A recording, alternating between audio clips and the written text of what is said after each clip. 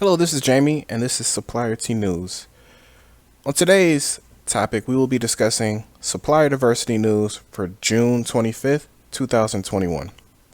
Before we get started, as always, if you like the content we provide, make sure you subscribe to the channel, leave a comment, like the video, and share with other people you think may be interested in this information. Jeez. All right, let's go ahead and get started. So first up, BMO details progress in its $5 billion pledge for inclusive economic recovery. So nothing unique or anything along. Well, I mean, obviously this initiative is unique in itself, but really the big piece that I wanted to cover here is just wanted to give a lot of props to BMO for, having a pledge for $5 billion for inclusive economic empowerment, as well as just kind of telling you, walking through some of the things that they've done as of note, or as today. Jeez, I'm like stumbling over my words. I apologize.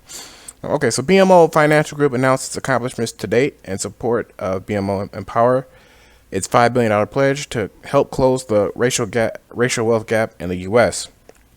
So it's interesting. BMO is actually I guess the headquarters, if you will, is actually a Canadian company. So it's good to see them supporting U.S. initiatives as well. But just here's a breakdown of some of its investments to date. So a ton of pieces here. Provided $1.5 million for the Milwaukee Soldiers Home project through the Federal Home Loan Bank of Chicago. Launched $30 million fund for venture capital and private equity firms to support women and minority-owned businesses. So as you can see, just a lot here. Feel free to pause the video and just take a look at all of the things that they've been able to do. I definitely love to give credit to companies that are trying to do more when it comes to their local economy. And as you can see here, no matter which side you're on, there is something here that you can take a look at and say, I support that. And that is really good. And I think that that's something that needs to continue for everyone. So just a quick, shout out and thank you, and continue what you're doing to BMO and what they're doing with their initiatives and their $5 billion inclusive economic recovery initiative. All right, next up, diversity-focused VC firm closes $20 million fund. So just wanted to kind of doing a quick congratulations to a couple of companies here, but Indianapolis venture capital firm 68 Capital closed its new $20 million fund, right? So this happened a couple weeks ago, I should say. As you can see, the investors included Eli Lilly, Indiana Next Fund, Bank of America, 50 South Capital, Central Indiana Community Foundation, and First Internet Bank. As you can see, the investment will help startups founded by Black, Latino, or Latinx women and members of the LGBTQ community based in the U.S. based in the Midwest. 68 Capital plans to invest between $250,000 and $500,000 each in its 25 to 30 pre-seed and seed stage companies. So, if you are a company in the Midwest that is looking for funding, here is an opportunity for you right there. Check out 68 Capital and see if you can be one of those 25 to 50 that can receive funding. So definitely just wanted to talk about that because as you guys know, I love to try to give information on any opportunities that may be available, whether it be funding, customers looking for suppliers, things like that. All right. Next up, more companies are tying executive compensation with diversity goals. Now, again, we kind of go in depth in terms of what's going down, what's the breakdown, what's going on here. But if you're not aware, this has been growing steam for the past year or so, since 2020. I know the NASDAQ is now trying or not trying, but they're requesting diversity data when it comes to different executive information, workforce diversity information as well. But as we're moving forward, as the title states, a lot of executives compensation is being tied to, I'm just going to scroll up here, sorry about that. A lot of executive compensation is being tied with diversity goals. Excuse me. So as you can see here, found that a third of S&P 500 companies released their disclosure reports in spring 2021 using a diversity measure in their compensation structure. And I honestly think that that's just going to continue to increase. Variant also found that most companies adopting diversity pay measures only consider the number of minority employees, but do not analyze recruitment, retention, or supplier diversity. So that, again, that's why I said I think it's going to grow.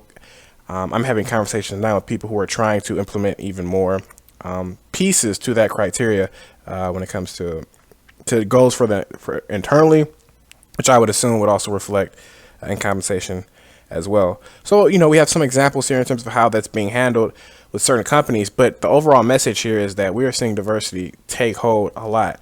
Now, there's been, because it's gaining so much steam so fast, I have had conversations of, is this a fad or is this something that's here to stay? The way that the way that the world moves kind of right now, just for everything, not just diversity, not just companies, but just everything from, real estate to, now we have crypto, just so many things are just fast paced and moving so quickly. There's no way to know what 2 years what will happen in 2 years. But what we can say is right now it's gaining steam. It's here to stay for the moment being the next year, and we'll see where it goes from there. All right, next up, 5 steps to create a more effective supplier diversity initiative. So I'm not going to go over all 5 steps, but the first step is really what I wanted to talk about, right? And when it comes to creating and growing your supplier diversity program, for those, I know that we do have a lot of people who watch these videos and aren't into that, and that's their focus. But the number one piece here that I want to emphasize is secure leadership support. I've said this a lot about how to grow your supplier diversity program, and when I got this article, I just want to use this to reemphasize it. Number one, it should always be number one. Anything in business, when you're working for a corporation, if it doesn't have leadership support, it's not going to get done. It's not going to stand the test of time. It's not going to get follow-up. It's not going to get support. It's not going to get funding. It's just not going to get anything, right? It's not going to go anywhere.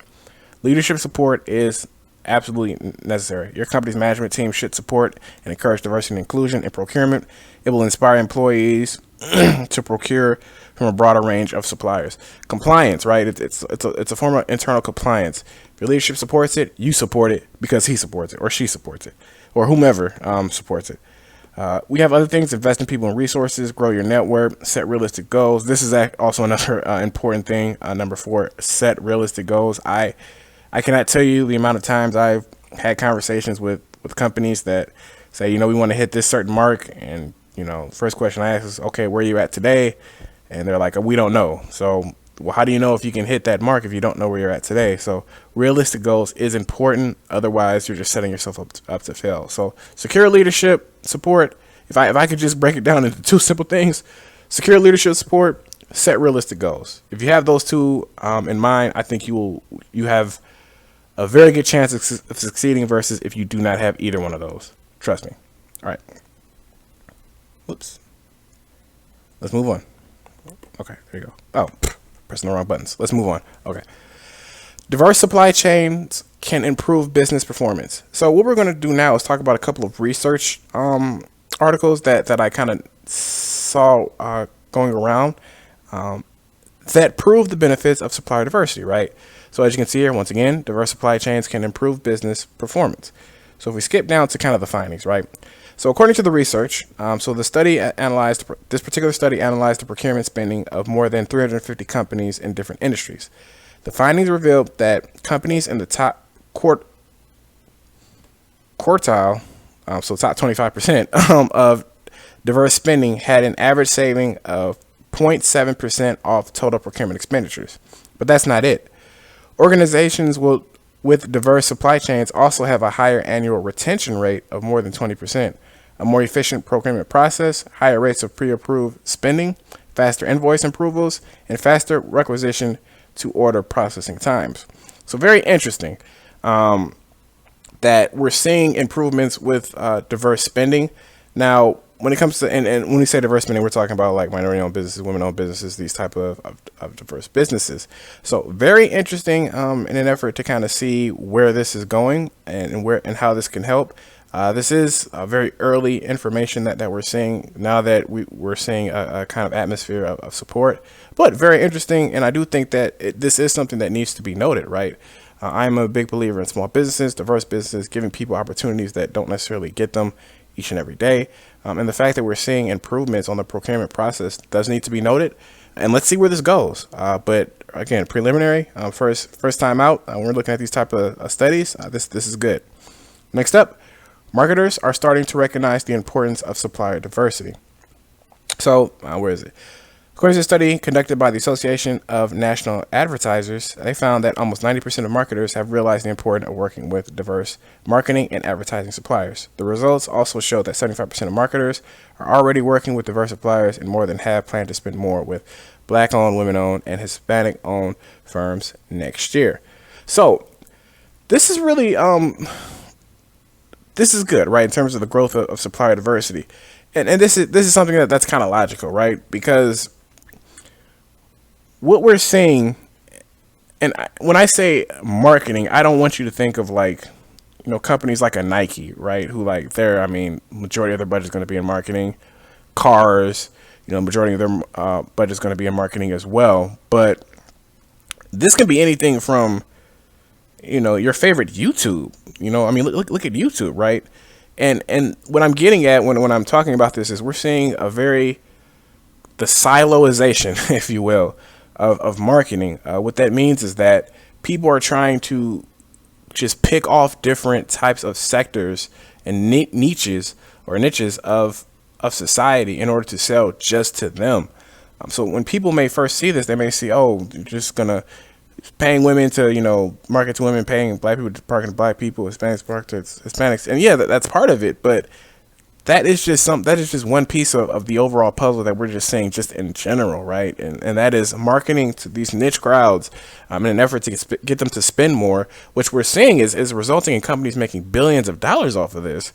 So this makes 100% sense, and I do think that this is going to continue. And what we've seen with the strategy, especially with the online marketing, and how consumers are treating it, this is highly effective, scarily effective when you get that niche. So if we have people who can get into these niches and sell to these particular groups even better, then the sky's the limit for a lot of these companies if they can figure that out. So I support it in terms of a revenue generation money of strategy, I should say. But yeah, and again, like, while we talk about diversity here, and obviously that's the fundamental goal of these podcasts and this channel, like, that goes well beyond diversity in terms of marketing to niche groups.